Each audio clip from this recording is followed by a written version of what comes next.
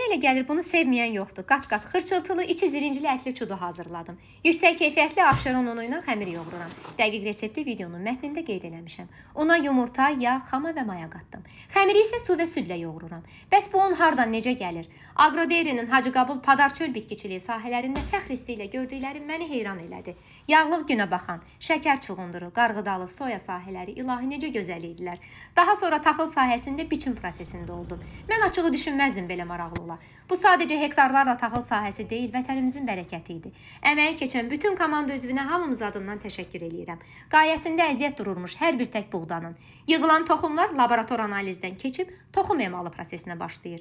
Gördüyünüz bu ərzaqlıq buğdadan da un istehsal olunur və mən də xəmir yoğurub qəşəng reseptlər çəkirəm sizə. Xəmirə 6 kündəyə bölüb çox da nazik olmamaq şərti ilə yayıram.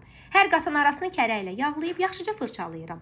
Uzun şəritlərə kəsib kisə forması verib içliyini qoyuram. Barmaqlarınızı ehmal hərəkət etdirin ki, qatlar pozulmasın. Yumurta çəkib sobada 170 dərəcədə nar kimi bişirirəm. Mən yağda qızartmadım. Yaydı deyə ağır olmasın. Və siz necə bişirirsiniz? Qızardırsınız, sobaya verirsiniz, yoxsa mənim kimi eləyirsiniz?